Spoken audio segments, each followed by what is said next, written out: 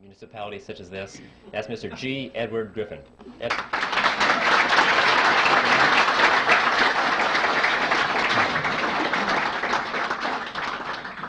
Well, thank you, Mike, and thank you, ladies and gentlemen. I don't know how to take that remark about age. You know, when Bill Jasper stands up and they announce him as the senior editor for the magazine, I know I'm in trouble. Well, we have a lot of material to cover, so I think I'll just sort of jump into this as quickly as possible. I need to warn you about something, though.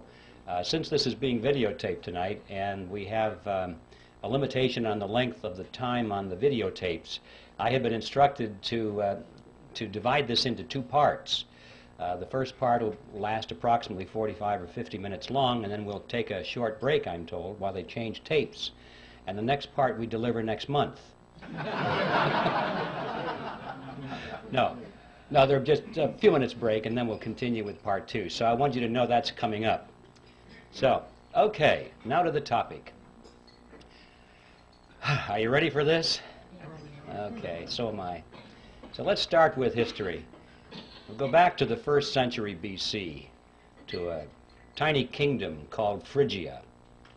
And it was in that kingdom that there lived a philosopher by the name of Epictetus.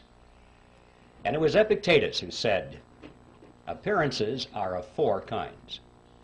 Things either are as they appear to be, or they neither are nor appear to be, or they are but do not appear to be, or they are not and yet appear to be. Don't worry, no quiz on that. Well, that's what he said.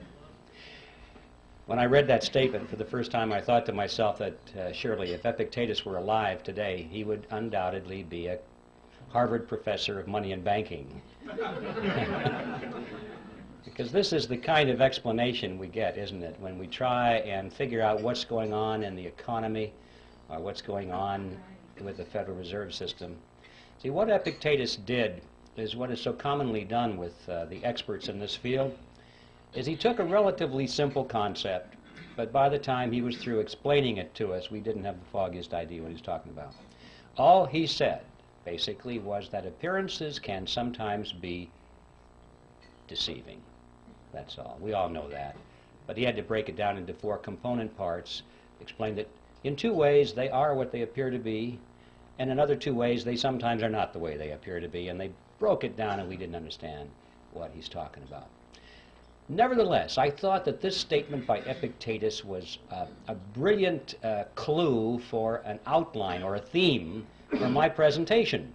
Because, you know, if there's anything in the world that is an appearance that is deceiving, it is the Federal Reserve System.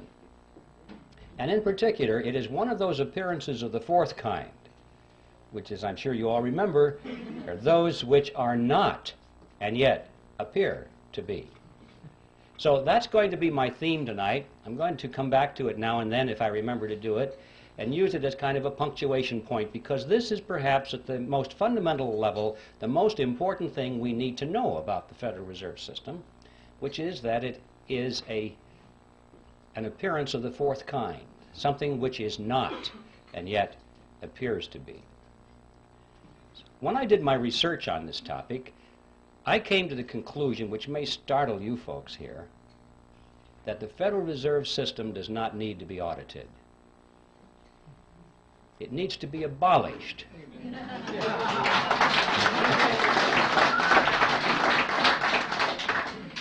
And the reason I say that is because I'm sure that if they audited the Federal Reserve System, they would find out that it's doing exactly what it's supposed to do. There's no secret there. There's no shenanigan going on behind the scenes. It's all out in the open. If we'll just study the Federal Reserve System on the basis of what we know already, if we'll read their literature, if we'll dig into the history, we find out that it's one of the greatest scams of all history. Out on the surface, it doesn't need an audit. An audit, I'm sure, would merely delay the process for a couple of years, give the American people the false impression that something is being done about this problem, and at the end of 2 years they'd say, well, the books are clean. I came to the conclusion that the Federal Reserve needed to be abolished for 7 reasons, actually, and I'd like to read them for you now. I've stated them in rather concise terms. Hopefully they'll have some shock value so you can remember them. And here they are. First of all, it is incapable of accomplishing its stated objectives. 2, it is a cartel operating against the public interest.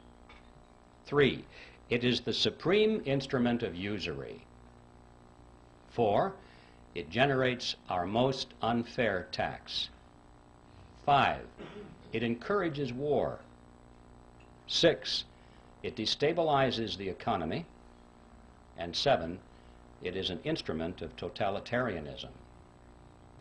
Now, I don't know what you think about those 7 points. I know that a lot of you are totally in agreement with it. I can tell by your reaction.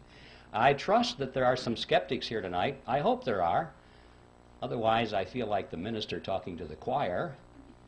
Usually there are skeptics in my audience, and frankly, those are the ones I'm most interested in talking to. And for the skeptics, I'm sure that you're thinking, those sound like pretty far-out statements. How could you ever demonstrate them to be true? But I think you would agree, regardless of your preliminary conclusion about those statements, that if any of them could be proven to be true, there would be good enough reason to abolish the Federal Reserve System. So let's take a look and see whether they can be supported. Time doesn't permit to go into all 7 of those here this evening, but I would like to splash around on at least the first 4 of them to show you that indeed there is ample evidence to support these conclusions. And I think the best place to begin with all of this is where the action was, and that is the creation of the Federal Reserve System. And that takes us directly to the title of my book, The Creature from Jekyll Island. You can almost hear the music being played in the background as they do some kind of a spot commercial to sell this book. I have to admit I had a lot of fun with that title because I had this fantasy in my mind that someday it might be in a bookstore window and people would pass by and think, oh, it's a sequel to Jurassic Park. But anyway, that will never happen, I'm sure. The fact of the matter is, for those of you who know a little bit about this topic, the title has quite a bit of meaning in it. And we have a lot to learn by exploring what that meaning is. First of all, Jekyll Island is a real island. It's off the coast of Georgia. And it was on that island back in 1910 that the Federal Reserve System was conceived at a highly secret meeting that took place there. And what I'd like to do is talk about this meeting and show you that, in fact, the Federal Reserve was created there, and that there was a lot of secrecy surrounding it. And then we'll be confronted with the question, why the secrecy? When things are done in secret, there are often things to hide. And we'll explore what it was that they wanted to hide. And when we finally understand what that was, we'll be face to face with one of the most important facts about the Federal Reserve System that is not generally known. In 1910, Jekyll Island was privately owned by a small group of millionaires. In those days, they were millionaires. In today's dollars, they would be billionaires from New York. This is where their families went to spend the winter months. It was a resort island, a resort club. It was called the Jekyll Island Club. And there was a very elaborate clubhouse there, which was the center of their social activities. It's still there, by the way, if anybody wants to visit it. The island has been purchased by the state of Georgia, and this clubhouse has been renovated. It's a beautiful thing. And around this clubhouse, they had cottages, which were built by many of the families that belonged to the club. Cottages are not exactly the word I would have chosen to describe these structures. I remember on taking the tour through one of them, the guide said that there were 14 bathrooms in that cottage. So you have an idea of the kind of elegance that was there. In any event, the number of bathrooms has nothing to do with this story. I just get hung up on that because It's hard for me to imagine a cottage with that much running plumbing. But the important point was that this is where the Federal Reserve System was conceived, is in that clubhouse. So let's tell that story. It all began in November of 1910, when Senator Nelson Aldrich sent his private railroad car to the New Jersey Railroad Station, where there it was in readiness for the arrival of himself and 6 other men who were instructed to come under conditions of great secrecy.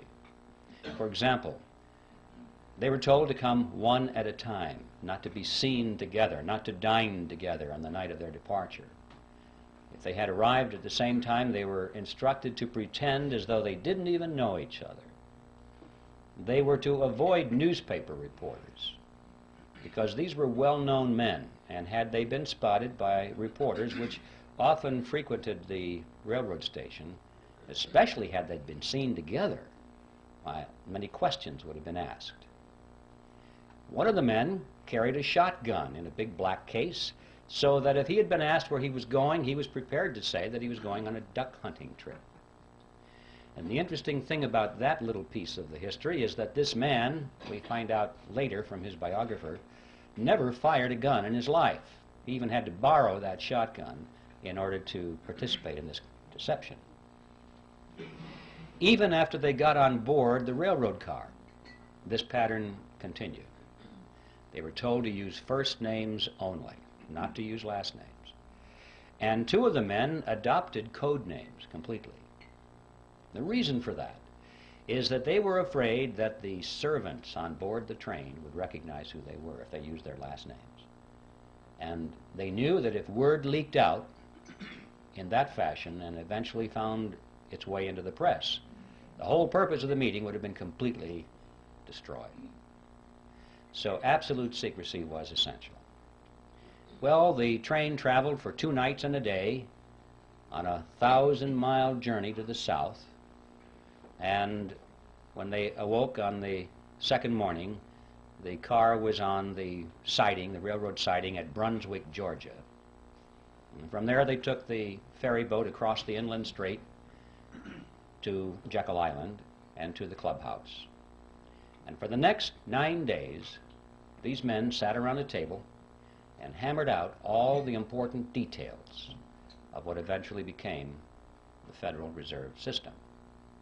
And incidentally, if you visit that clubhouse today, you can walk down to the end of the one corridor there, and on a door is a brass plaque. And it says, "In this room, the Federal Reserve System was created."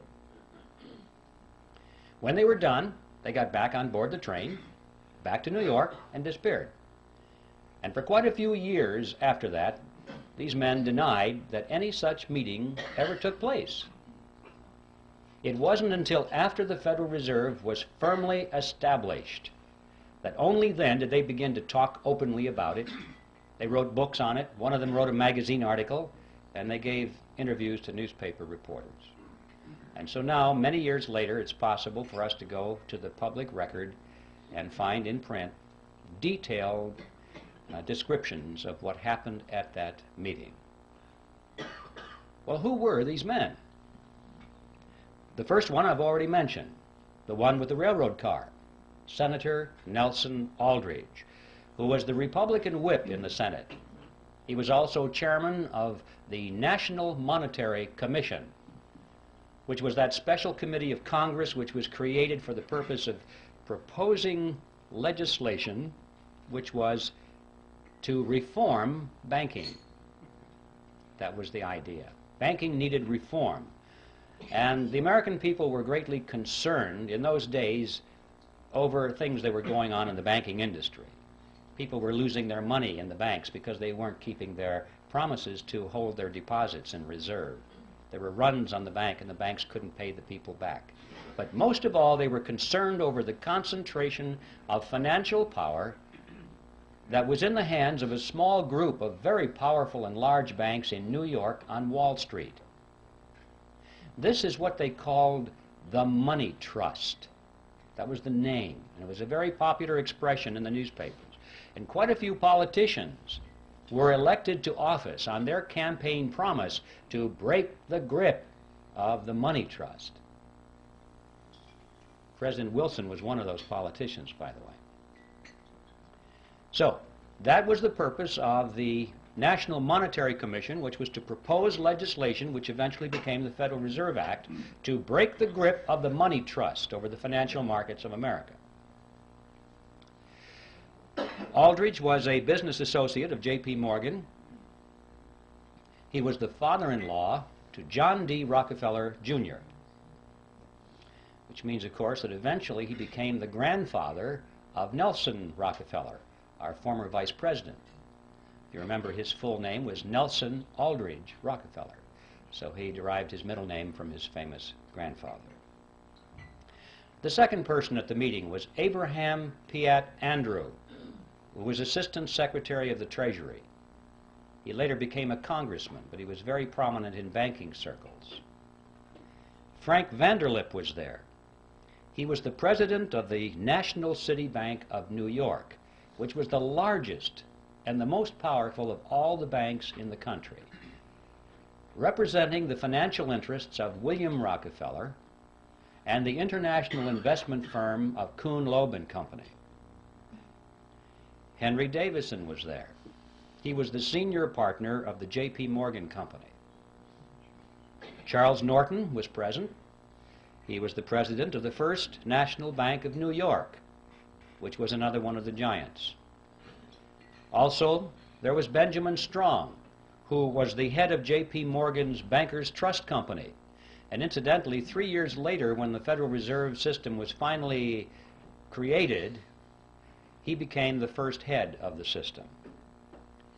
And finally, there was Paul Warburg, who was probably the most important of all the men there because of his knowledge of banking as it was practiced in Europe. Paul Warburg was born in Germany. He eventually became a naturalized American citizen. He was a partner in Kuhn, Loeb and Company. He was a representative of the Rothschild banking dynasty in England and France.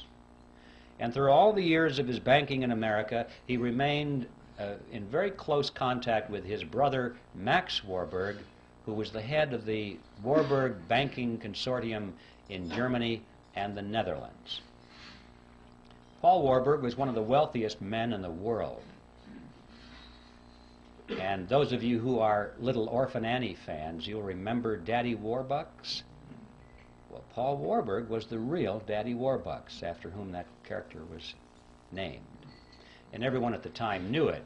I have his photograph in the book. If you'd like to compare his picture to the drawing rendition of Daddy Warbucks, you'll see the similarity between Warbucks and Warburg. And also, while we're on the subject of cartoon characters, anyone who's played Monopoly will remember the drawing of the capitalist with the handlebar mustache and the cigar. That's J.P. Morgan. Those are the 7 men who were on Jekyll Island. And as incredible as it may seem, they represented approximately 1/4 of the wealth of the entire world. And these are the men that sat around a table on Jekyll Island and created the Federal Reserve System. What's going on here? Should arouse our curiosity a little bit.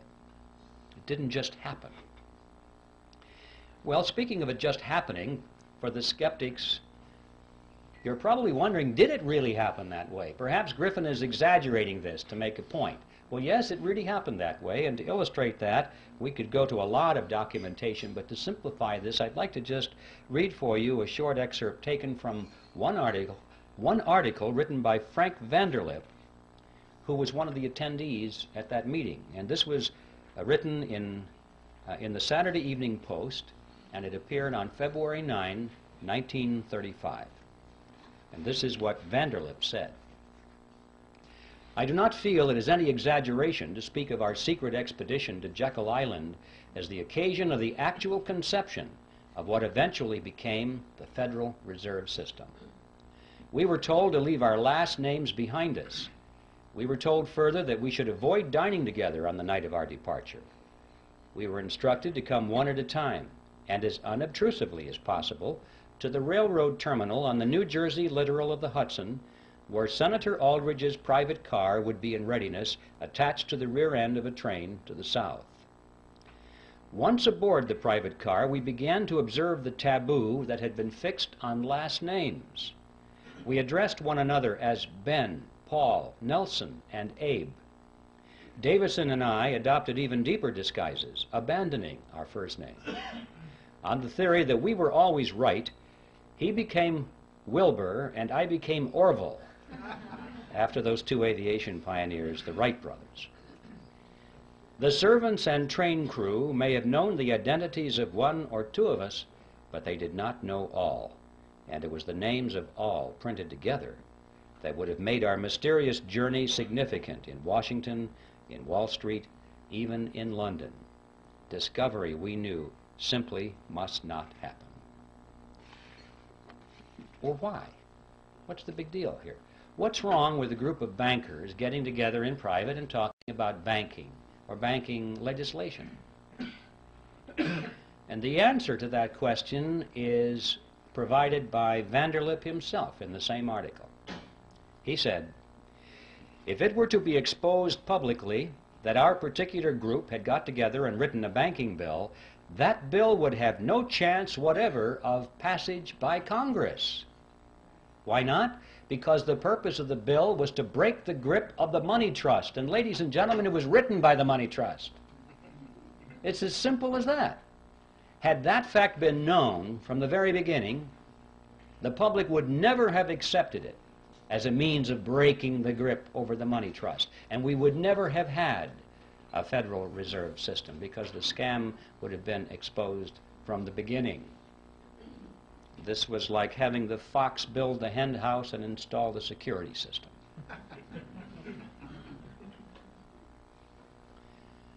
So there is a primary reason for the secrecy. And it's a fact that most Americans have not even considered, that there might have been some kind of deception, massive deception, at the very inception of the Federal Reserve System, and for a very good reason. But there's more to it than that, a lot more than that. Consider the composition of this group and the financial powers they represented.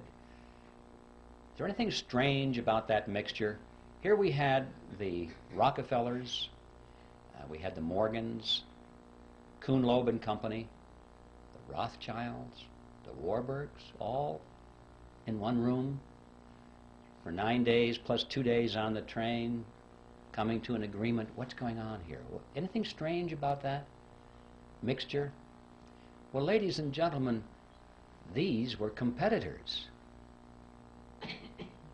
These were the giants in the field which prior to this period had been beating their heads against each other for dominance in the marketplace, for dominance in the financial markets of the world, not only New York, but Paris and London, everywhere. Competitors. This is extremely significant because it happened at precisely that point of American history when business was undergoing a major ideological transition.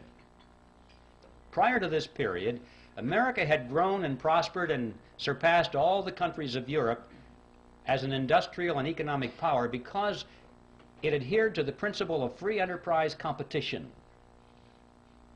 And it was in this period that a rapid transition was taking place to the concept of monopoly and cartel. Going back, in fact, to the old world concept which had held Europe back for all these years. Monopolies and cartels were becoming the order of the day in America.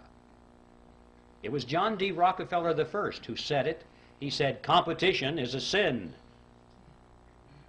He believed it. All of his biographers quote him on that one, by the way. And he and others of these industrialists of the period were devoting all of their time to the elimination of competition. They did not believe in free enterprise competition at all. They knew that the road to riches and power was through the elimination of their competition. And if they couldn't beat their competition out, then they tried to buy them up. If that didn't work, they joined with them in a shared monopoly, and that is a cartel, a shared monopoly. Perhaps I should define that word in more detail so at least you'll know what I'm talking about when I use the word. A cartel is a group of independently owned businesses which come together for the purpose of reducing or eliminating competition between themselves so that they can enhance their profit margins or secure their position in the marketplace. And they do this by price fixing. We won't compete on price. Or they divide up geographical markets or products and services. For example, if we were forming a cartel here, I might say, well, I get the north and you get the south. We won't compete. Or I might insist that I get to produce the gizmo, but you can produce the widget. And we won't compete. Or we'll share patents and processes. We won't compete. And every time we agree to eliminate one area of competition between ourselves, we move closer and closer together until finally we are as one industry insofar as the marketplace is concerned, even though our component parts are independently owned. And that is a cartel. And so that enhances our profits. We can get more for our products and services than we could in the arena of free enterprise competition. And of course, the other side of that coin is that the public pays more for those products or services than they would otherwise. And that is just as true in a banking cartel as it is in any other kind of cartel. And the amazing fact emerges that when you study this period, that for the 15 years before the meeting on Jekyll Island, these groupings of which we're speaking had come together increasingly in joint ventures. They were learning how to avoid competition between themselves. They knew they couldn't knock each other out. They had tried that. It was too costly. Now it was time to come together.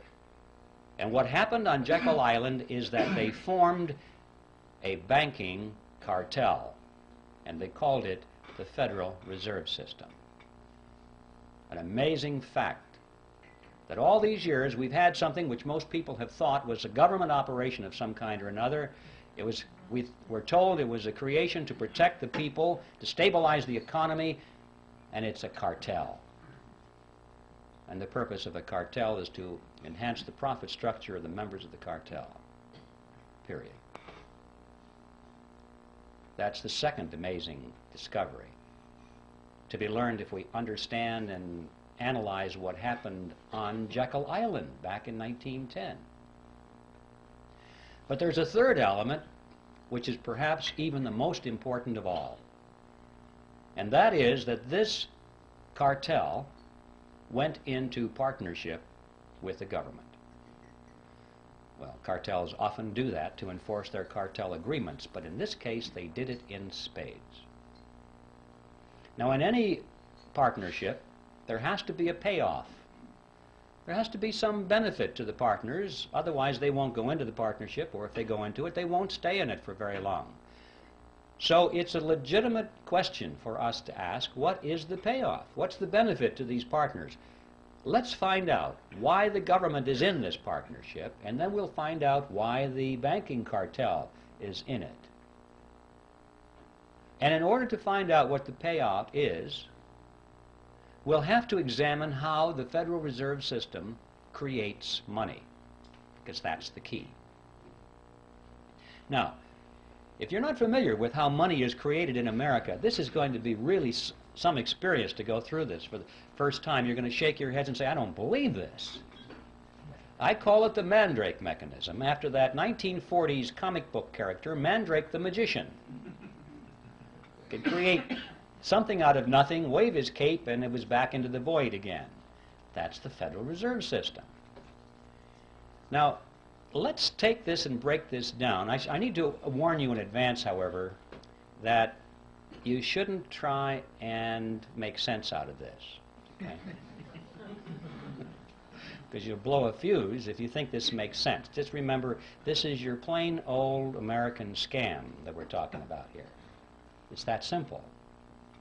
And I'm going to strip away all of the banker terminology and all the accounting terminology and use just plain old plodding English to make it comprehensible. In spite of that, however, I want you to know that everything I'm going to tell you from a technical point of view is 100% accurate, in spite of the simplicity of the language. Okay, with that by way of preliminary, let's get right to the Mandrake mechanism itself. It starts with the government side of the partnership. It starts in Congress, when Congress is spending money far and beyond what it takes in taxes. How can Congress spend more money than its income in taxes? Basically what happens is the Congress goes down to the Treasury and asks for, let's say it's $1 billion more that they need this day. And the Treasury official says, you guys got to be kidding, we don't have any money here. You spent it all long ago. Everything we taken in taxes is long spent. And Congress says, well, we kind of figured that was the case, but we thought somebody might have dropped by and left some money. They said, we know what we'll do. We'll borrow the rest of it. So they go down the street to the printing office. Now notice they're not going to print money. They're going to print certificates. Nice, big, fancy certificates with borders on the corner and an eagle at the top and a seal at the bottom, and it'll say United States Treasury bond or note or bill, depending on the length of maturity. And it's so impressive, it almost looks like money. But if you hold it up to light, it really says I owe you. That's all they are. And so Congress takes it and it wants the public to step forward and loan them money in exchange for the IOUs. Sometimes that's called buying bonds. No, you're not buying anything. You're loaning money to the government and getting an IOU in return. And a lot of people in the private sector and institutions are anxious to loan money to the government. Why? Because they have heard that it's the best investment you can possibly make, the most secure investment, because it is backed by the full faith and credit of the United States government. And that people aren't quite sure what that means, but it sure sounds good. And so they lend the money. Well, just in case there's anyone here in doubt as to what that means, I'd like to explain it to you. The full faith and credit of the United States government means that the federal government solemnly promises to pay you back your money plus interest. If it has to take everything you've got in the form of taxes to do it, it will do it. It's a promise to tax you. And people don't think this thing through. They think, oh, it's wonderful. It's a wonderful investment, and I'm going to get some of my money back. Anyway, that's a little side issue.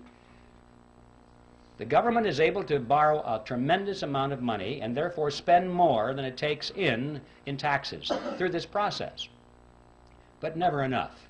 They always need more than that. Not to worry, they say. They walk further down the street to the Federal Reserve Building. Now the Fed has been waiting for them. That's one of the reasons it was created. They walk in there and the Federal Reserve officer opens up his desk drawer, pulls out a big checkbook, and he writes a check to the United States Treasury for $1 billion and hands it to them. Now we need to stop and ask a question. Where did they get that money? That $1 billion, that's a lot of money. Who put the money into that account for the Federal Reserve so they could give it to Congress or to the Treasury? And the answer is, there is no money there. There's absolutely zero.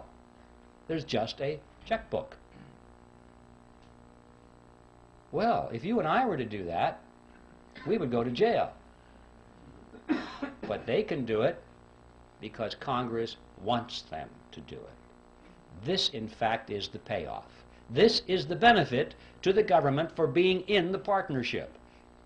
The government can go to the Federal Reserve and obtain instant amounts of any amount of money they want without having to confront the taxpayer and say, we're going to raise your taxes for this money directly. It would be very unpopular if Congress had to go to the public and say, you know, we have a lot of money we want to take from you folks, and it's going to cost you $3,000 per family more than it did last year. You know how long they'd last in office. So they like this Mandrake mechanism very well. The public doesn't know that it's costing them anything. It's just how it works somehow. So this money, this $1 billion, springs into being precisely at the instant that the Federal Reserve officer signs the check and gives it to the government. Now let's see where the banking cartel benefits from this partnership. We'll go back to that billion-dollar check and follow it. The Treasury official deposits it into the checking account of the federal government. And immediately all the computers start to whir and the ledgers show that the government now has $1 billion deposit, $1 billion in its account, and so therefore it can write checks up to $1 billion. Government checks start flowing. Let's just follow a $100 check. Make this real simple to the fellow that delivers our mail. The postal worker gets a $100 check. And he looks at this and he can't imagine in his wildest dreams that just 2 days ago that money didn't exist anywhere in the universe. But it's a government check now, and it's very spendable. So he takes it and deposits it into his private checking account at the local commercial bank. Now this money is out of the Federal Reserve mechanism per se, out of the government side of the partnership, and it gets into the private banking side of the partnership. $100 has been deposited, and now the action heats up. The banker looks at that and he goes over to the loan window and he opens it up and he says, "Attention everybody, we have money to loan." And that's good news for a lot of people because that's one of the reasons we go to the bank, isn't it? To borrow money. So it's good news when there's money available. And the banker says, "We have $100 deposited, but don't worry folks, we can loan you more than that. We can loan you up to $900. Well, how? How can you loan out up to $900 when you only have $100 deposited? Well, it's not difficult if you're in the Federal Reserve System. Here's how it works. The Federal Reserve says that the member banks must keep no less than 10% of their deposits in reserve. So there's $100. They keep 10% in reserve, $10. And they can loan up to $90, right? So we loan it to you, ma'am. You borrowed $90. What do you do with it? Well, you want to spend it. So you want to write a check on it. You've deposited it into your checking account so you can write a check. In many cases, it might be put directly into your checking account. But now there's $90 deposit, in addition to the $100 that was deposited to start this chain. Now we've got the $90 that was loaned as another deposit. Well, the Federal Reserve says that you only have to keep 10%. So we keep 10% of the 90 and loan the other 90%. And the person that borrows that puts it right back into the bank as another deposit. Well, the Federal Reserve says you only have to keep 10%, so you know, this goes around and around and around to the revolving door until finally the whole action is played out. And the bottom line is when that $100 deposit comes in from the postal worker, the banks, in essence, can loan up to $900 because $100 is the reserve, and that's 10% of 1,000, so they can loan the balance, or the difference, which is $900. Now, where does that money come from? Well, same place. It springs into being precisely at the point where the loan is made. It didn't exist before, anywhere. Now notice the important thing here. The money that's created out of nothing and given to the government spends for its purposes. But the money that's created out of nothing by the banks is not spent by the banks, it's loaned by the banks to you and to me, and we pay interest on it. Not too shabby. Interest on nothing. I wish I had a magic checkbook like that, where I didn't have to have any money, just a checkbook. And I could write checks, $10,000, $20,000, $100,000 all day long and loan them to you folks, and you pay me interest on it. You see? Not too shabby at all. This, in fact, is the payoff to the commercial banks in the cartel. This scam has become legitimized by law. And we're told it's a wonderful thing. We think our banking system is wonderful. but it's a scam. Not only interest on nothing, but perpetual interest on nothing, because notice, once this money is created, if you pay it back, they have it on their ledger as a credit. They can loan it out again to somebody else, and the whole object is to keep loaned out. They don't like the money not loaned out because you can't earn interest on it. When it's in the inkwell, it doesn't do them any good. So remember, there's nothing here except ink in the well or electronic impulses in the computer. That's all there is. So they're collecting interest on that. But that's not the end of the process. That is how money is created in America, but that's not the end of it because it has consequences. What impact does that have on us? Are we involved in this in any way? Well, yes, we are. I've heard people say, gee, those fellows are really smart. I guess they deserve to be rich. You know, as though it didn't affect them in any way. Let's follow it. This money that's created out of nothing goes into the economy, and it dilutes down the value of the dollars that were already out there. It's like pouring water into the pot of soup. It dilutes the soup. And so the economy is diluted by these new dollars, and prices start to go up, or they appear to be going up. It's the process called inflation. I say appear to go up because prices really don't go up, ladies and gentlemen. What's happening is that the value of the dollar goes down. Right. That's what we're witnessing here. If we had a real monetary system, real money backed by gold or silver or anything of tangible value, coffee cups, anything that couldn't just be created out of nothing behind our money, you would find that the purchasing power of that money would remain constant over a long period of time. And to illustrate that point, it's interesting to know that if we had lived in ancient Rome and had a 1-ounce gold coin, we would have been able to buy a fine toga, a handcrafted belt, and a pair of sandals. That was the price. So today, what can we buy with a 1-ounce gold coin? We can walk into any men's store and buy a really fine suit, a handcrafted belt, and a pair of shoes.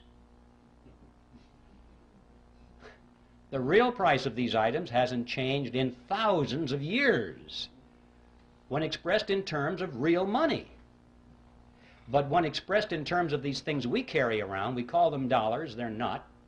They're really Federal Reserve notes. They buy less and less and less because they keep creating more and more and more of them, and they dilute the economic soup. But we still haven't followed this to the end of the trail. We've lost some purchasing power through this thing called inflation. But how many people ask the question, who gained it? Did anybody gain our lost purchasing power, or did it just evaporate and go up to heaven somewhere? Somebody gained it, didn't they? But we don't know who. Let's follow it. The people who gained our lost purchasing power were those who were at the point where this fresh money was injected into the economic soup. Those at the nozzle get dollars that look the same as all the other dollars, and they have them first, and they can spend them at full purchasing power. But by the time the person who gets those dollars then gives them to the next person and the next person, it goes out toward the edge of the pot, where most of us are, and it gets diluted down. But the ones up there at the nozzle are the ones who have gained our lost purchasing power. Who are they? Well, we know that the government is one of them. That's where the billion-dollar check started, isn't it? That was the beginning of this whole process. The government spent that money first. And then, of course, those who work for the government and those who have government contracts and those who get grants and so forth get the next wave, and they're not doing too bad either, and it starts out from there. But what about on the banking side? Who got that money first off? Well, the people that came up to the loan window. They were the first ones to get it. Now, this comes as no surprise to anybody here, I'm sure, that in times of inflation, it's a good thing to borrow. Everybody tells you that because you say, you know that you're going to borrow $1 and you pay it back with quarters or 50-cent pieces because inflation erodes the value of those dollars. So you know to borrow is to gain. And the people who don't borrow, who save, they're the ones who are losing. But notice, however, that this gain that the borrower gets, he has to turn right around and give to the bank in the form of interest on nothing. So he doesn't really gain at all. It appears to be gain, it's paper gain, but his gain actually goes back to the bank as interest on nothing. Now yes, during times of inflation, his paper assets expand, expand, expand. Golly, this real estate looks like it's worth a lot of money right now, but then the economy contracts. And he's wiped out. He doesn't have anything. And notice that when you go to the bank and you go to borrow some of this nothing money, did they expect nothing from you in return? No. They want you to sign over and pledge as collateral your car, your house, your assets, hard assets, not nothing assets. So when the economy contracts and you can't continue to make those payments, they get your marbles. So the bank will do all right, whether it's expansion or contraction. So what's the answer to the question? Who gains? Who got your lost purchasing power? Big surprise, ladies and gentlemen. The two members of the partnership called the Federal Reserve System. It's the government and the members of the banking cartel. Those are the ones who got your purchasing power. Now there in a nutshell is an overview of the Federal Reserve System. And I guarantee you, ladies and gentlemen, you're not going to read this in any textbook on the subject. And I can also tell you that you now understand everything there is of importance to know about the Federal Reserve System. The payoff on the government side is that they're able to tax their people. And don't forget, inflation is a tax. You pay it, you have no escape. It's a hidden tax, but it's a tax just the same. And so the government is able to tax the people without them even knowing they're paying the tax. And on the banking cartel side, they're able to collect perpetual interest on nothing. Now that is the end of part one. Stand by. There's more.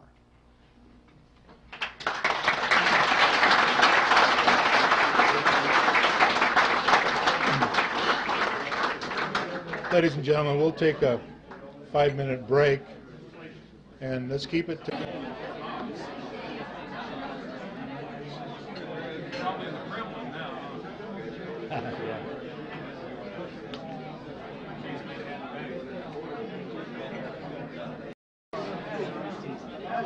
That's it? Okay, ladies and gentlemen, I think this is time for continuation. Everyone refreshed? Anybody want to open up a bank?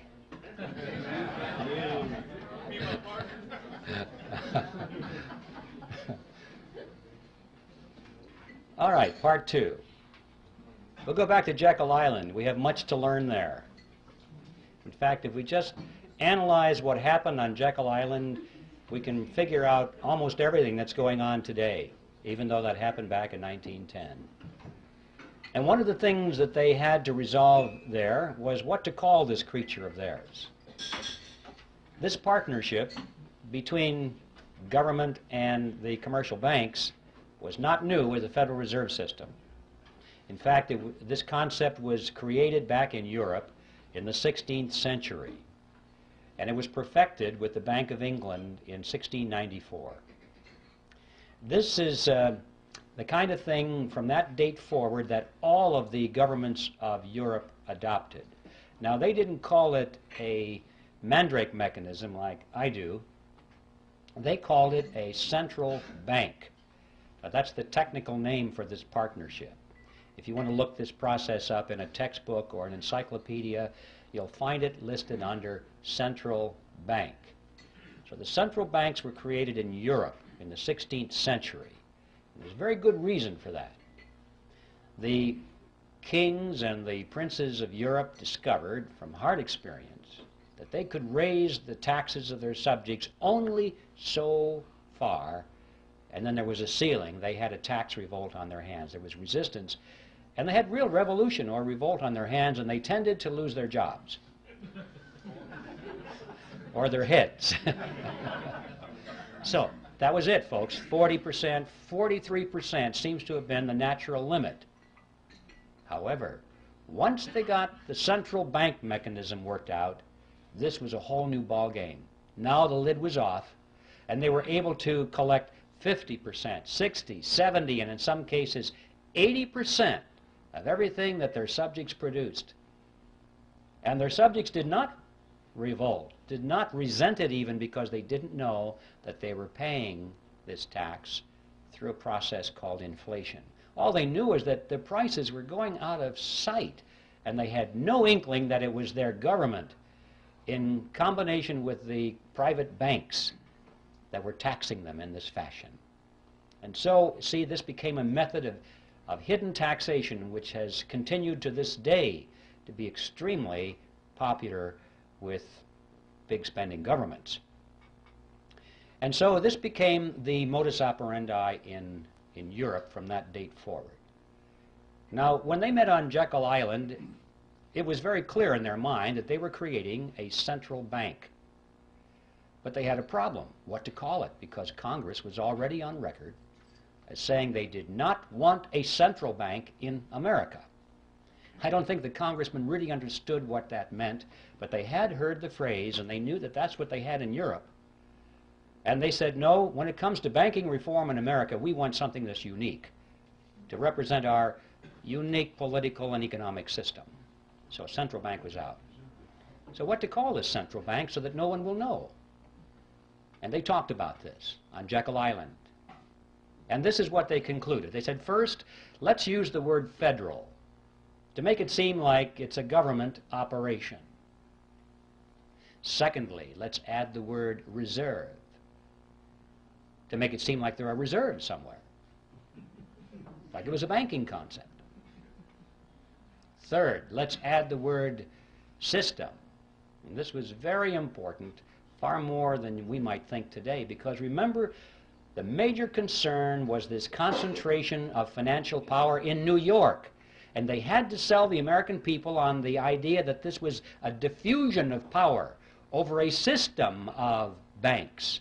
And so they talked about 10 regional banks, and finally they said, no, that's not enough. We'll have 12 regional banks and diffuse the power away from New York, or at least make it appear that way. And they'll build those big buildings in all these regions, and the local yokels can come and look at the buildings and say, golly, we got one of them out here too. You know? And the impression was that because these buildings were out there, that the power was pulled away from New York and diffused throughout a system of Federal Reserve banks. Well, as you've heard said many times by now, what we wound up with was not federal, there are no reserves, it's not a system at all in the sense of diffusion of power, and the Federal Reserve banks aren't even banks. So on all four words, we're dealing with appearances of the fourth kind. Brilliant strategy. The next step was to sell this creature to the American people. And the first draft of the Federal Reserve Act was called the Aldrich Bill, sponsored by Senator Aldrich, of course. And this was against the good advice of Paul Warburg, who said, Nelson, if you put your name on this bill, it's going to get voted down in Congress because you are so closely identified with the power of big business. It'll be voted down. And apparently, Aldrich's ego was too big. He must have said, well, no, after all, I'm respected in the Senate, and I am the chairman of the National Monetary Commission. And for whatever reason, he insisted on having his name on it. I think he wanted to go down in history as the originator of the Federal Reserve System. But Warburg was right. Voted down, thumbs down right away, because he was a representative of big business. Well, this was a minor setback. They took their bill, they scrambled the paragraphs around a little bit, they took Aldrich's name off of it, and found a couple of Democrats to sponsor the bill. Now, this was different. See, Aldrich was a Republican, And everyone knew that the Republicans represented big business. But they also knew that the Democrats represented the common man, the little guy, the fellow on the assembly line, you know, like Ted Kennedy.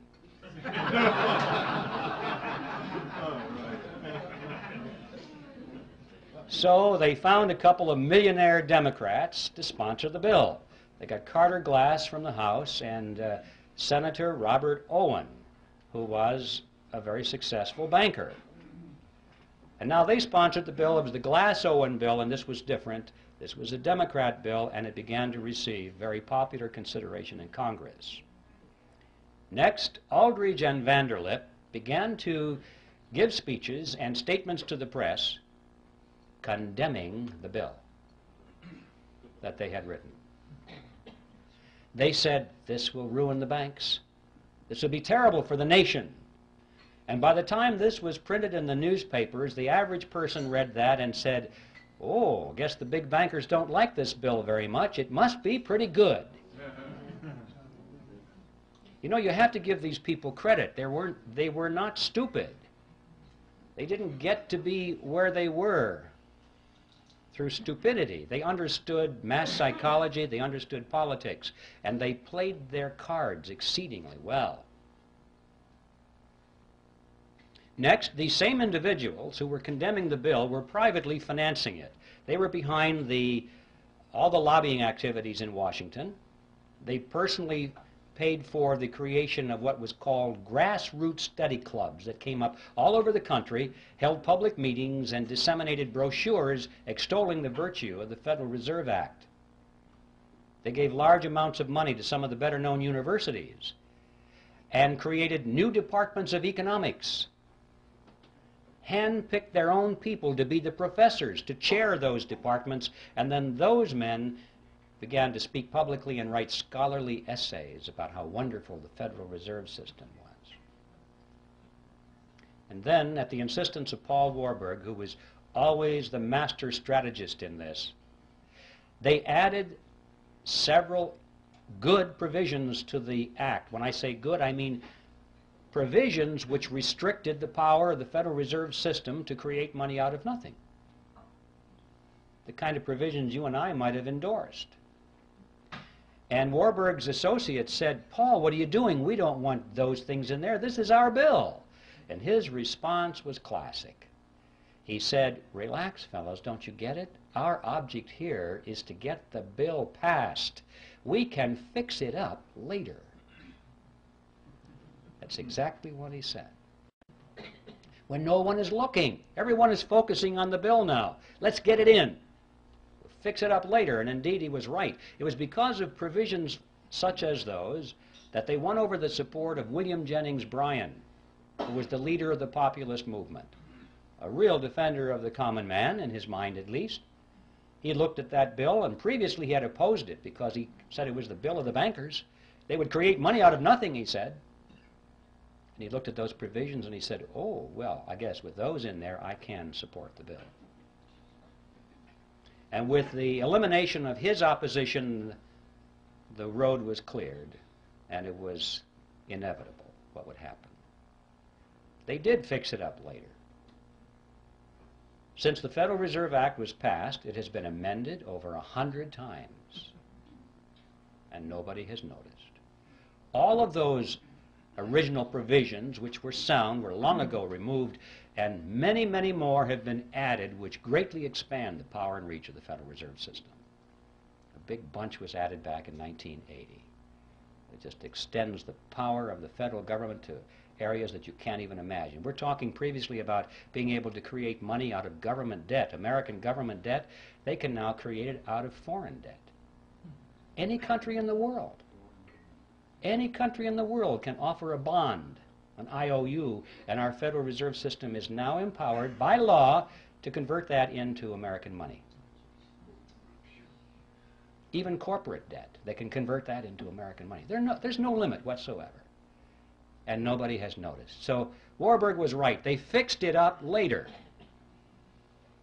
And it's no surprise, therefore, that with this kind of professional deception and strategy that a great deal of support was gained for the bill, and on December 22nd, 1913, it was passed into law and signed into law the next day by President Wilson.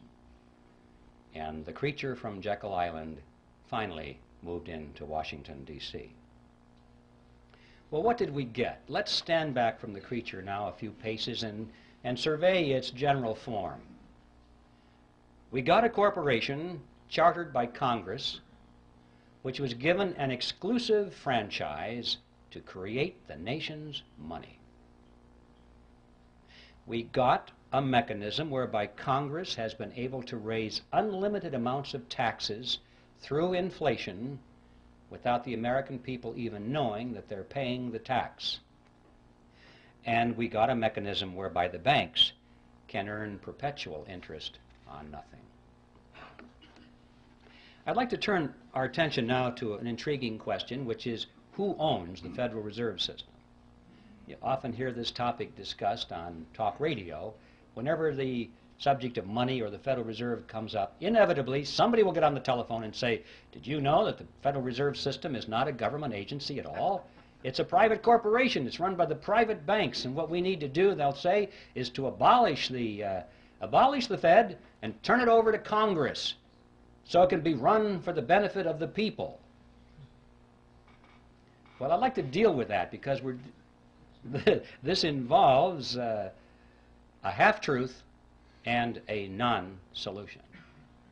Let's start with a half-truth first. It is true that the Federal Reserve System is not an agency of the federal government. As I mentioned before, it is a corporation chartered by Congress, and like all corporations, it has stock certificates. And these certificates are held, in this case, by the member banks within the system.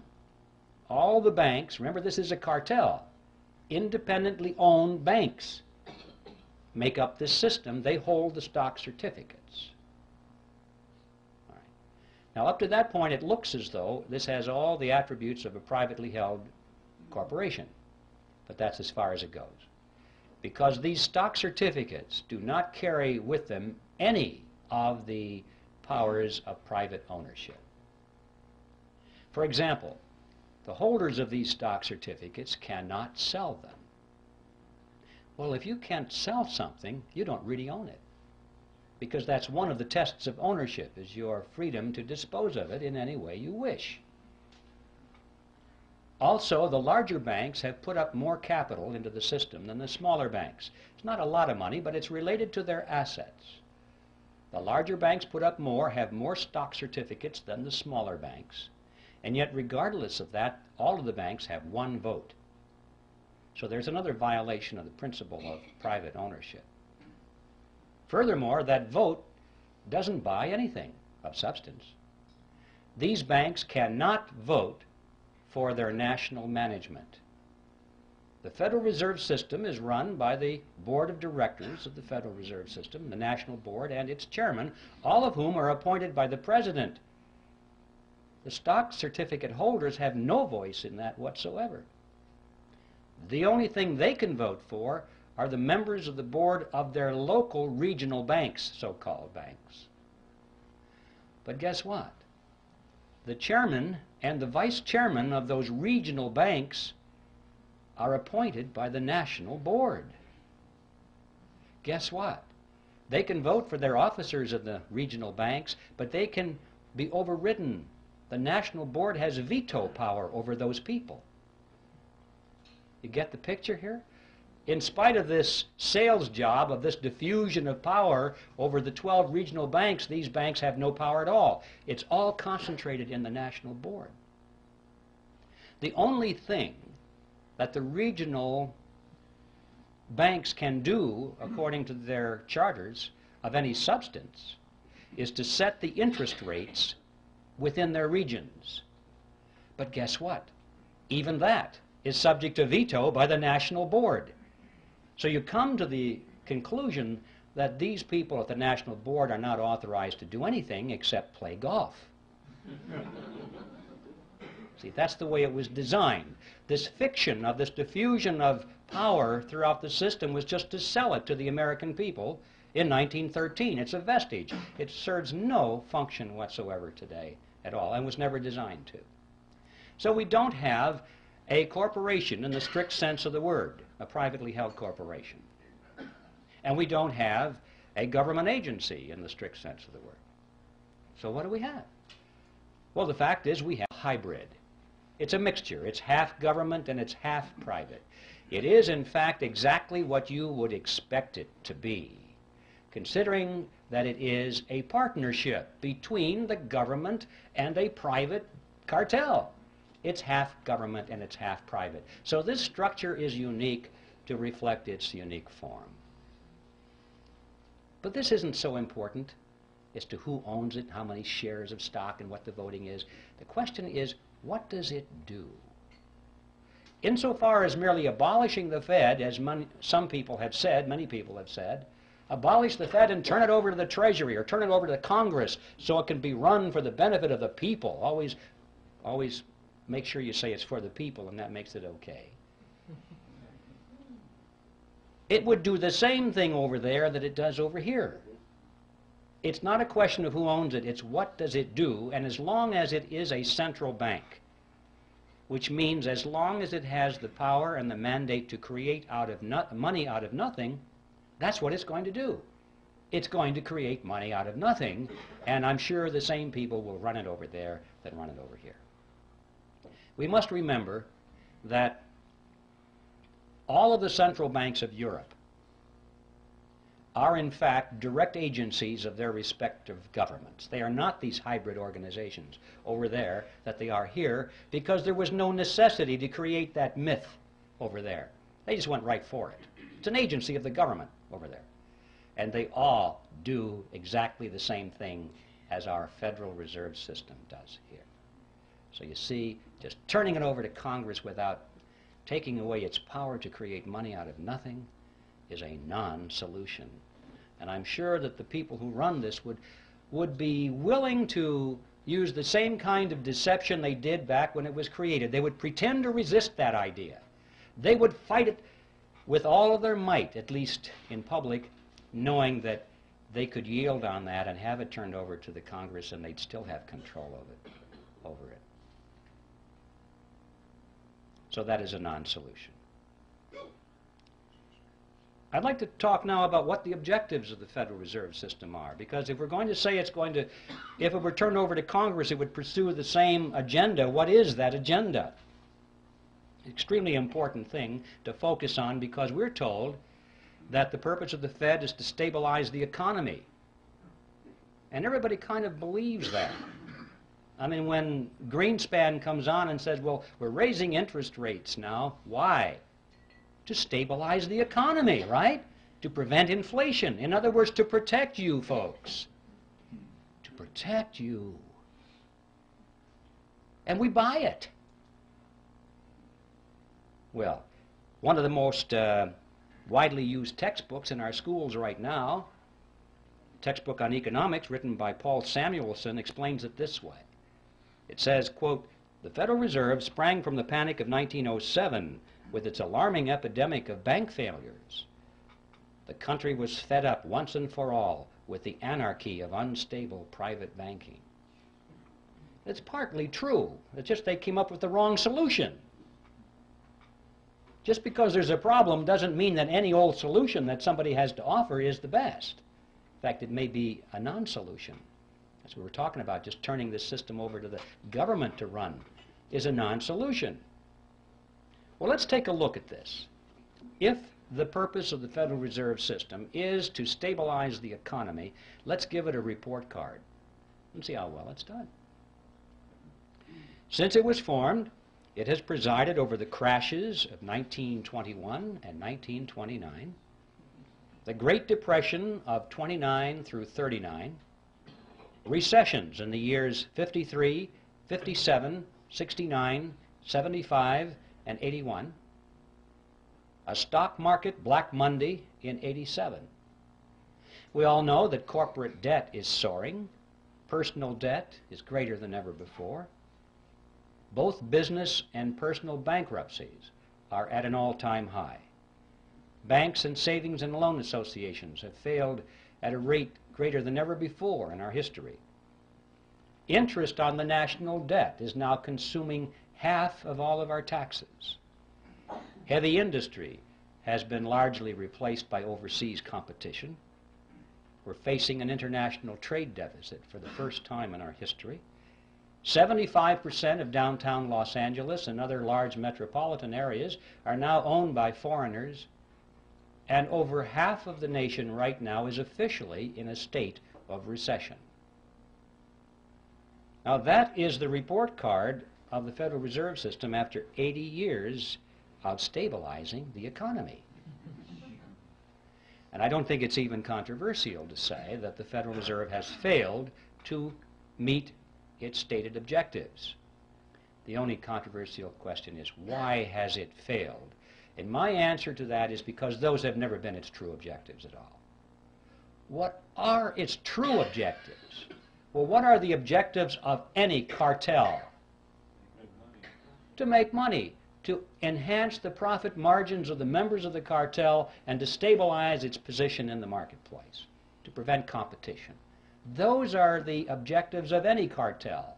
And if our analysis is correct here, we'll find that this, in fact, has been what the Federal Reserve System has accomplished for itself and its component members. To be more specific, it's possible to go to the period of Jekyll Island and read the papers and speeches that were done by the people on Jekyll Island and their associates. The big banks were concerned over three things, among other things, but the three main things were as follows. They said they wanted to reverse the erosion of their power away from New York. That's right, just the opposite of what the Federal Reserve System was supposed to accomplish. They wanted to keep it in New York.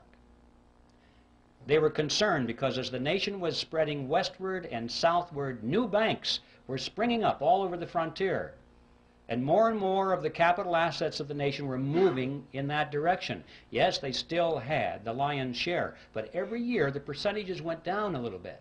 And they could see where that chart was going. And they said, we must put a stop to this now while we still have power. Remember, John D. Rockefeller said it, competition is a sin. And competition from the new banks in America was something that had to be stopped. See, one of the purposes of the Federal Reserve System was to control the competition from the new banks. And this is a good place to emphasize that when I'm talking about the cartel, I'm primarily talking about the big banks in New York that created it, and the international banks as well, the ones in Europe.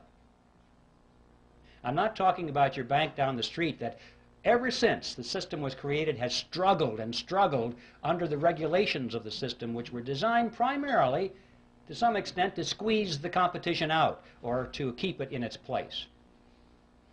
And you've seen that process going on throughout the years. We have fewer and fewer banks all the time, little ones getting gobbled up by the big banks. So that was objective number one. Number two, they wanted to reverse the trend of what is called private capital formation. Now, what that means is simply this. It means that people in those days were using their own savings instead of going to the bank and borrowing. Corporations in particular found that it was better for them to withhold some of the dividends from their stockholders each quarter, put that money into a sinking fund, let it accumulate, or let the capital form, as they say, capital formation, and then use their own money to build the new factory or launch a research and development project or whatever, instead of going to the banks. And the banks were extremely concerned over this trend. They racked their brains. How do we get businesses to come back to the banks and borrow money again? And their answer was quite simple. If you were a banker, you would know how to do that. The answer is to lower interest rates, to make those rates so attractive that you'd be crazy not to go to the bank and borrow the money at those interest rates. It's so much easier than saving. Well, why didn't they just lower interest rates? Because that was 1913, ladies and gentlemen, and they couldn't. Money was real money in those days. It was backed by gold and silver. There was no lever on it. No man, no group of men, no politicians, no bankers could arbitrarily affect interest rates. Because it was backed by gold and silver, the money was, and they couldn't just create it out of nothing. You see, under those conditions, interest rates are the product of the forces of supply and demand in a free market economy. Nobody has control over it. And that's why the politicians hate money that's backed by gold and silver. They cannot manipulate it. So their challenge was, how can we artificially depress the interest rates below the natural level that's produced in the free market? And the solution was, they said, the nation needed what was called a flexible currency. They said this is what industry needed to prosper, a flexible currency. You still hear that phrase today, the virtues of a flexible currency. Well, what is a flexible currency? You need a dictionary. Well, it's not paper money that folds. What that means is money created out of nothing. That's what a flexible currency is. See, the trick is not particularly hard to figure out here. If you are creating money out of nothing, you don't have to charge an awful lot of interest on it to show a profit.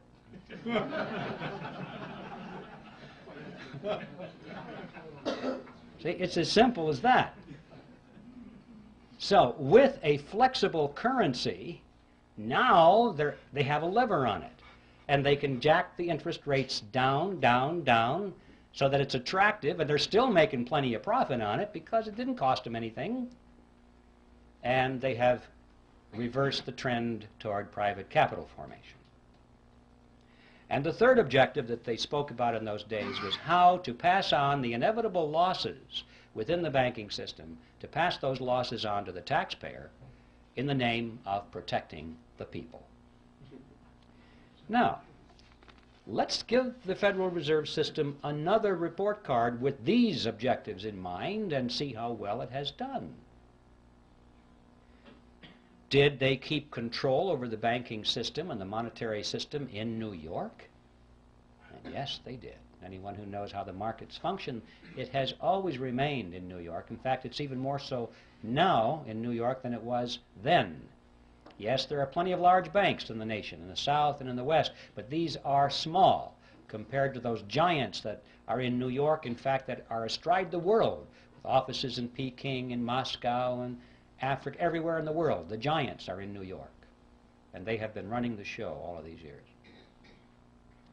A few years ago, there was a book that appeared on the market called Secrets of the Temple, written by William Grider and published by Simon & Schuster. It was a bestseller, and it was advertised as a scathing attack against the Federal Reserve System. Well, when I heard that, I could hardly believe my eyes and my ears. A scathing attack against the Federal Reserve System, published by Simon & Schuster? Now, this is one of the biggies. I thought to myself, well, a miracle has happened. I guess I don't have to finish my book because it's done. Somebody did it. So I ran down and I got a copy of the book and I went through it, and I was amazed at what I found on 2 points. First of all, I was amazed because Grider had his history very well done indeed. It was accurate. I didn't expect that. I thought it might be a whitewash of some kind. But it wasn't. It was very good. I knew about this because I was right then in the process of researching it, and Grider had it. And on this point of the concentration of power in New York, I'd like to read to you just a couple of sentences from his best-selling book. He's talking about 1913 here, and he said, at the time, the conventional wisdom in Congress was that the government institution would finally harness the money trust, disarm its powers, and establish broad democratic control over money and credit. The results were nearly the opposite. The money reforms enacted in 1913, in fact, helped to preserve the status quo, to stabilize the old order. Money center bankers would not only gain dominance over the new central bank, but would also enjoy new insulation against instability and their own decline. Once the Fed was in operation, the steady diffusion of financial power halted. Wall Street maintained its dominant position and even enhanced it. Which is true. Now, the second thing that amazed me about his book was his conclusion. After demonstrating that the Federal Reserve System had always acted against the public interest, and that it was designed to do that from the beginning, what do you suppose his conclusion was regarding what we should do about it? Abolish the Fed? No, nothing that extreme. Well, how about a major overhaul? No, not necessary. He said, you see, folks, it's all so complicated. But we're learning as we go, and we're getting better at it. Relax, everything's under control. All we need now are wiser men. Well, there you have an interesting situation. You see, that's the kind of powder puff solution that it takes to be published by Simon & Schuster or any of the other major publishing houses which are firmly locked into the financial web of the money trust in Wall Street. There's no way in the world that these major media outlets are going to allow anybody to come up with a real solution to the problem. Now, I need to digress here just for a second because we have a lot to learn from this, not just in the field of the Federal Reserve System, but in many other areas of concern to our nation in these critical days ahead. It's not enough just to point with alarm. It's not enough just to say, well, this is historically true, and it's not enough to lead the charge if you don't lead it anywhere. See, these people don't care how much you expose their scams or their conspiracies or their plots if you have no solution. If your only solution is, well, now I told you about it, now just vote Republican, you know? If that's it, nothing's going to happen, is it? Till we look behind party labels. In other words, wiser men, whatever that means. This is controlled opposition, ladies and gentlemen, and it's something that's been going on for a long time. These people are smart enough. Remember, they sold this Federal Reserve System in the face of opposition, and they did it by deception. They're smart enough to control their own opposition or to create their own opposition if necessary, so they can lead it nowhere. I'll just leave that thought with you because it's something we need to be very aware of in the critical days ahead. Let's get back to the Federal Reserve. It gets an A on its report card for objective number 1, which is to maintain control over the money markets in New York. Did they reverse the trend toward private capital formation? Boy, did they ever. With interest rates brought down periodically to such attractive levels, individuals and corporations have been enticed away from saving their own money and going to the bank. You'd be a fool not to get that money at those low interest rates. Of course, then the economy contracts and things go a little sour now and then, and the fruit falls from the tree, and they pick it up. They get all your marbles. They get all your assets, your houses, your cars, your factories, your stocks, and your bonds. That's one of the reasons we've had so many bankruptcies in the decades past. Even those companies today which are hanging in there by the skin of their teeth because it's all they can do to make payments to service their debt to the banks. Notice that many of those companies are now sending more money to the banks as interest on their loans than they send to their stockholders as dividends on their stocks. Think about that. The banks which created the money out of nothing, no effort at all, no risk really of anything, are making more money out of these giant industries than the people who worked for the money, sacrificed, saved the money, invested it, and risked it. And yet the money is going to the banks. Yes, the Federal Reserve System, in fact, gets an A on its report card for reversing the trend toward private capital formation, and they did it with a flexible currency, just as they had planned to do it. And what about the third objective, which was to pass the losses on to the taxpayers in the name of protecting the people? That is something which I call in my book Operation Bailout, the game called bailout. You may have noticed every time a large bank gets into trouble, not the small banks, they're dispensable. The large banks When they get into trouble, they're going to be bailed out by the government, which means by your tax dollars and mine, in the name of protecting the people. It doesn't make any difference if there's if it's a private corporation or a city municipality or a third world country. Whoever has borrowed megabucks from these banks and now can't service their debt anymore, they have trouble making those interest payments, which is all banks care about. They don't want you to pay back the loan, because they'd have then just the problem of finding somebody else to lend it to. They don't want you to pay back your loan. They want you to pay the interest on the loan and keep those loans going forever. And finally, when people have trouble making those interest payments, and it looks like the bank is going to have to write it off of its books, what happens? They go to Congress.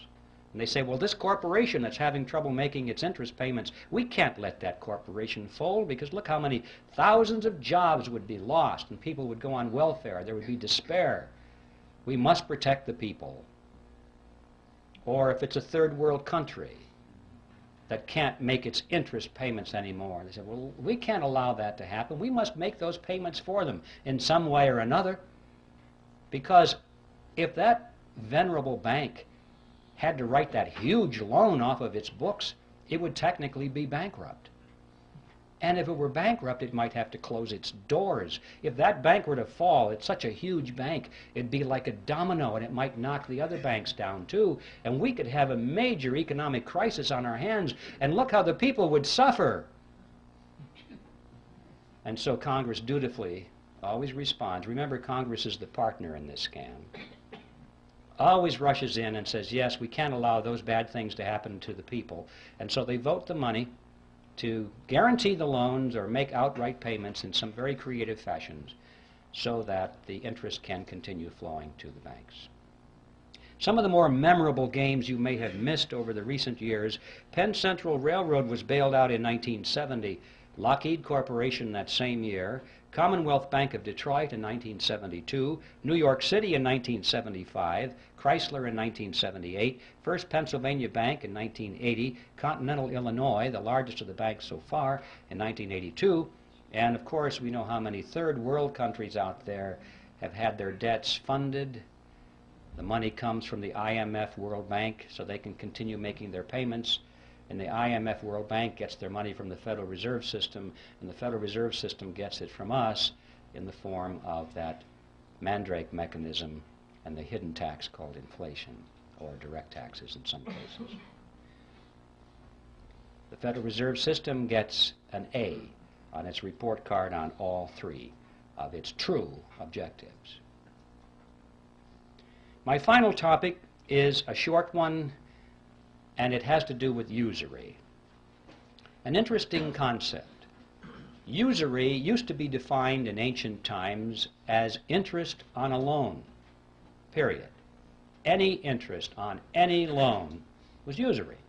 Well, it's been redefined in modern times as excessive interest on a loan, in view of the fact that when people earn their money and they save it, they sacrifice the use of it, and then they loan it to somebody else for their venture. They're entitled to some reasonable return on that sacrifice.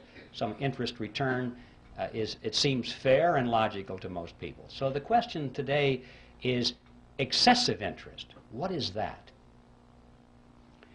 It was Thomas Edison who said, "People who will not turn a shovelful of dirt on the project, nor contribute a pound of materials, will collect more money than will the people who will supply all the materials and do all the work." When I read that, I wondered if that was true. I took my calculator and I ran the numbers. You might try this sometime. If you assume a $100,000 home to be built, and the $30,000 is to go for the land and the architect's fees and the building permits, that kind of thing, $70,000 to go for the actual construction of the house, the materials and the labor. You assume further that the buyer goes to the bank, puts 20% down, takes out a 10% loan for 30 years. Punch in the numbers, and you will see that he will pay to the bank in interest $172,741, compared to $70,000 for labor and materials. In other words, as Edison said, 2.5 times more will be paid to the banks who did nothing than for those who provided all the labor and all the materials. And you may say, well, yeah, that's true, but don't forget the time value of money. Reasonable interest is rational. People need to be compensated for the sacrifice of their money over 30 years. That's a long period of time. Wait a minute. Not this money, ladies and gentlemen. Nobody earned this money. Nobody saved this money. Nobody sacrificed anything for this money. This money was created out of nothing. And I suggest that $172,741 interest on nothing is excessive. I think we need to focus on this issue. We need a new definition of the word usury. Any interest on any loan of fiat money, meaning money created out of nothing. Now this example of $172,741 unearned interest on a $100,000 home is like a grain of sand in the Sahara. Look around the desert. All of the other homes of America, all the factories, all the machinery in the factories, all of the high-rise buildings, the hotels, all the airplanes, the automobiles, the farm equipment, the farm structures, everything that we have, we're looking at a similar relationship here. This is staggering. To consider the amount of money that is in this huge, wide river of wealth flowing into the banking cartel because the money was created out of nothing. It's such a wide river of wealth, you can't even think across it in your mind. It's perpetually moving into the banking cartel. This is a dead short across the productive capacity of America. This is money that should be going to the people who produce and who create, instead of being siphoned off through a scam.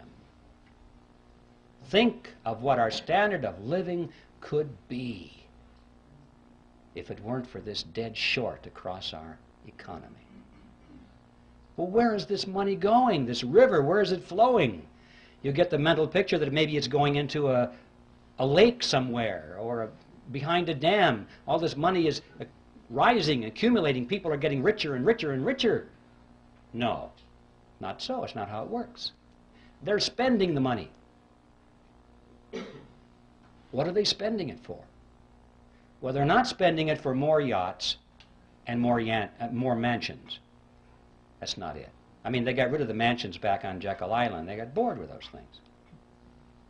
Once a person has all the money that they can possibly use for the material pleasures of life, what is left? Sure, power. Absolutely. They are spending this money for power, ladies and gentlemen, to acquire power over you and me and our children. They're literally buying up the world with it. But I don't mean they're buying up the real estate or the hardware. They're buying up control over people. Technically, in sociological terms, they're buying control over the power centers, which means those groups and institutions through which people live and work and follow leadership and accept information. People are always associated in groups, and they work in groups, they move in groups. And these groups have heads of them, leaders. And this money has been going for many years to acquire influence, if not control, over the leaders of these power centers in society. So they can, therefore, indirectly influence and control you and me. Specifically, that means they have been spending this river of wealth very freely to buy control over politicians, political parties, television networks, cable networks, newspapers, magazines, publishers, wire services, motion picture studios, universities, labor unions, church organizations, trade associations, labor unions, tax-exempt foundations, multinational corporations, Boy Scouts, Girl Scouts, you name it. Make your own list. I guarantee you, if you have a large, influential organization which influences people, you will find that this river of wealth has been flowing partly into an attempt to acquire control over the leadership of these institutions and organizations, especially those which are offered as opposition, especially those which supposedly are to stop this whole process from happening. Now, this has not only been going on in America, but this has been going on in every nation of the world, pretty much in the industrialized nations as it has gone on here.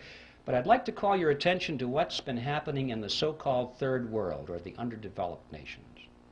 This process is now complete. It's not going on. It's finished. They literally have bought those nations. Have you ever wondered what's going on there with the IMF, World Bank? Every once in a while on the back page of the newspaper you read that Congress once again authorized another $100 billion or so to go to the World Bank. And then it explains very carefully that this money is being used for humanitarian reasons. It's being used to uplift the standard of living of these poor people.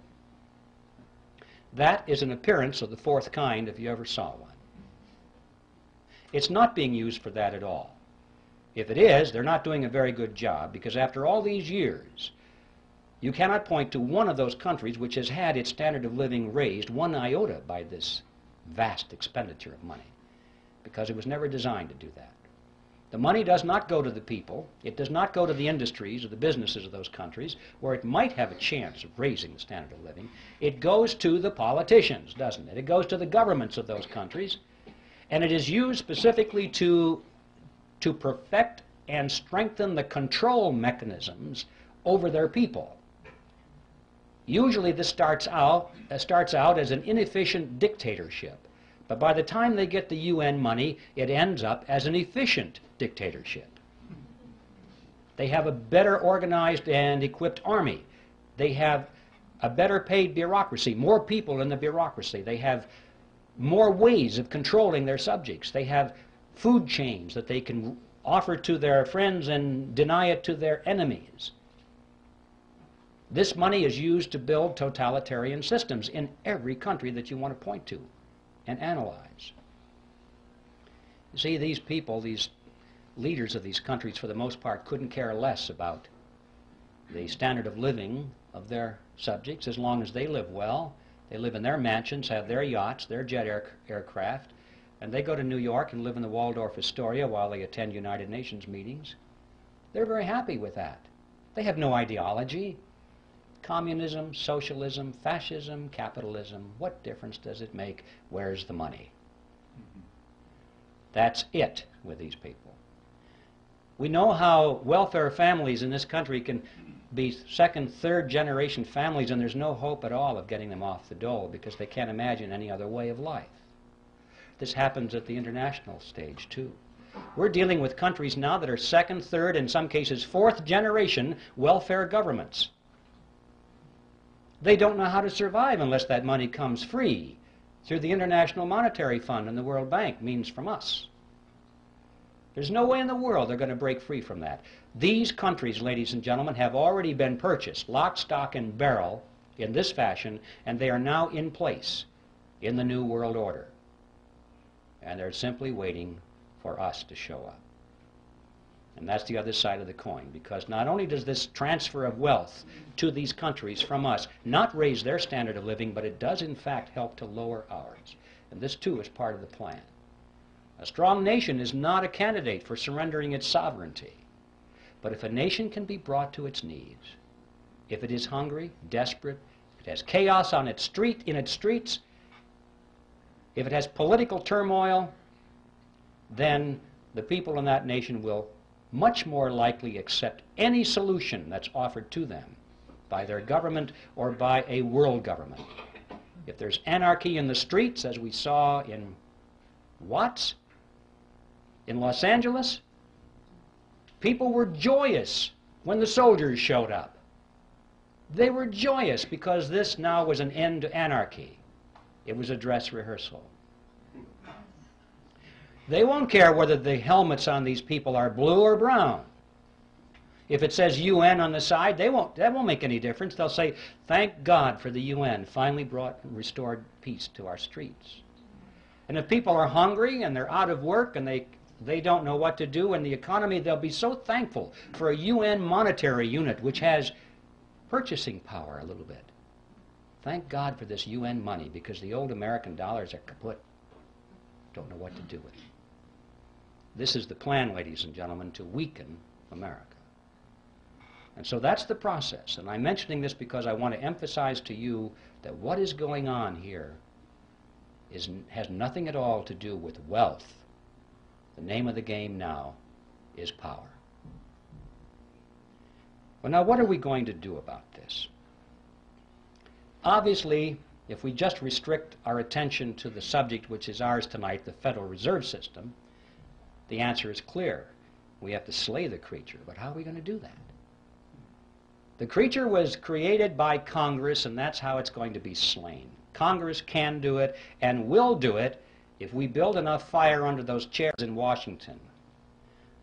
I think it was Clyde Watts, General Clyde Watts, years ago, said, he was speaking of judges in those days, but he could have as well talked about congressmen. He said, they may not see the light, but they can feel the heat. And this is true. I don't know if you folks know, well, I know many of you folks here know all about the TRIM committees, which are part of the John Birch Society. They have proven themselves to be excellent ways of getting some of these big spenders out of Congress. It just happened. We saw, but I think it was 30 of them replaced. Not entirely because of TRIM activity, but believe me, it had a lot to do with it. This is something that works. And even those that didn't come up, that didn't get replaced, they're having their voting records changed. I don't have the name here, unfortunately, but I heard just the other day there was some congressman. We had the letters shown to us there. Here was a guy with his voting record it was very bad. He was voting for big government and higher taxes.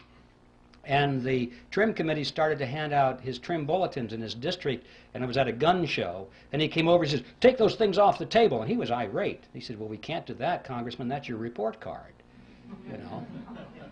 And he wrote a real nasty letter or two, and they had copies of it. And he said, you know, I think that these TRIM bulletins are good for one thing, and that's to line the bottom of the bird cage. That's what he said. The next election, his report card was all good. He decided, I can't get rid of these TRIM bulletins. He's changed his voting, and the next report card was good. He straightened out. He had no particular principles, but these fellows put their finger to the wind, and they can tell which way it's blowing. If he wanted to be reelected, he had to get into step. And I know that a lot of these people go around saying, well, I've been trying to warn my constituents of this danger for many years, once the fire is built under their seats. So that is a very important program, and we can do it simply by exposing the voting records of these people and not just taking their words. Now, all of this, of course, this whole program requires an informed electorate, and that doesn't just happen. You don't inform the electorate just by wanting it to happen. You have to have quality educational materials. You have to know that they're accurate. You have to be able to rely on them. You have to have an organization to prepare and distribute these materials. They just don't go out on their own. I mean, I could have written this book, for example, and it would have just stacked up in my garage without the Speakers Committee, without the Birch Society's programs and its chapters and its people in place, its coordinators. It takes organization to make these things happen.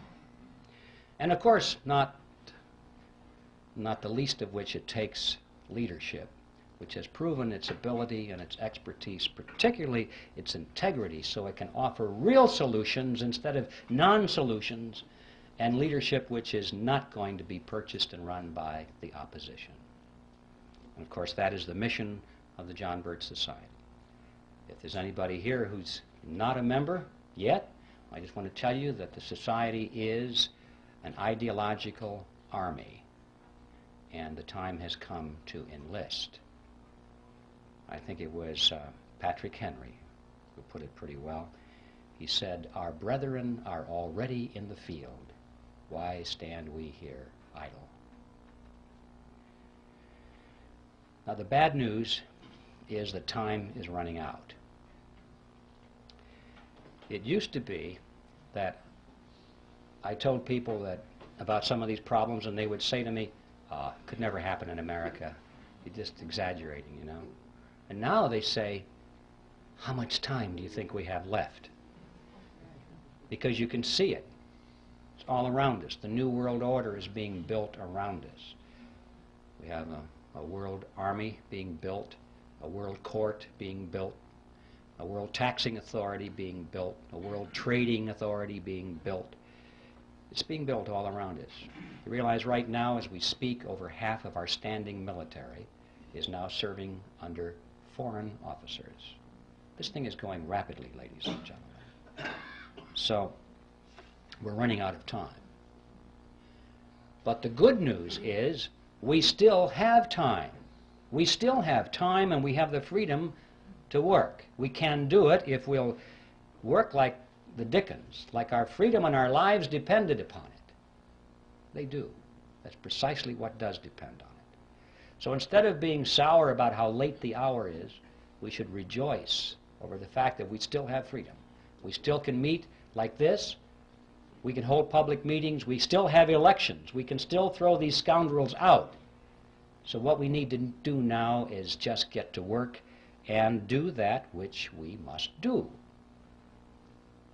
We can still overthrow the government of the United States every 2 years without firing a single shot if we'll simply discharge the responsibility of citizenship, which comes along with being free men.